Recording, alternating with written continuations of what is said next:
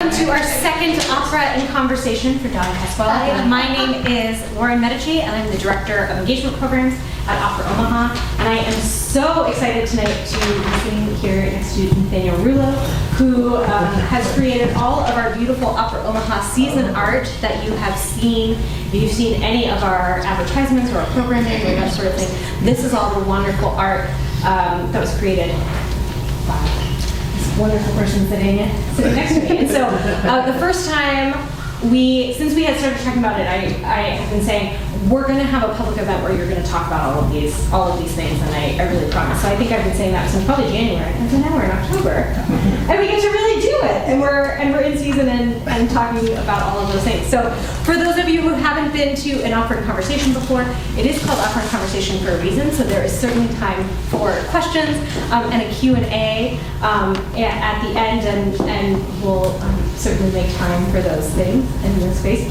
And then we'll also have, as you can see, we'll have some video examples. And then also at the end, we'll move this table out of the way a little bit so you can get up a little bit closer to the artwork and see, so you can see all the texture and all the neat things that you might not have seen when they're online. So to start, you also all have bio sheets that tell you a little bit more. But I would love to start with how this kind of project started and how you learned about it to be in the space to paint art about it. Yeah, totally. I guess so yeah, I'm a partner, I'm a father. I am a visual artist full time, and at that point in time, I was really stay-at-home dad, and still I'm pretty sure. And I've lived and worked all around the country as an educator, as an actor, and just kind of done visual art for myself, and kind of took it more seriously as a career about 5 or 6 years ago. And we moved back home when we started family, my partner and I, to be closer to mom, dad, and other family members.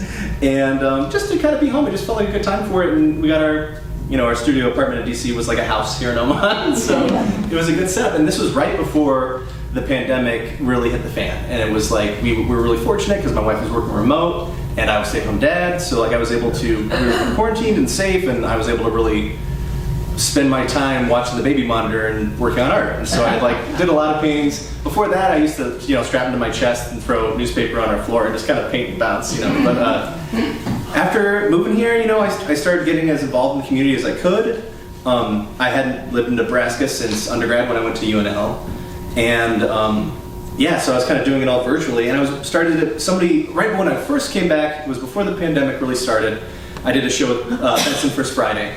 And I had a big sit up at Jake's, and a lot of my art, I'm a member of the Oglala Lakota Nation, so a lot of my art draws from a lot of traditional art forms, especially based on my grandfather's work. His name is Donald D. Ruleaux, and he worked as an artist and an educator around South Dakota and Nebraska for many years, and he had a really amazing career and a cool legacy. And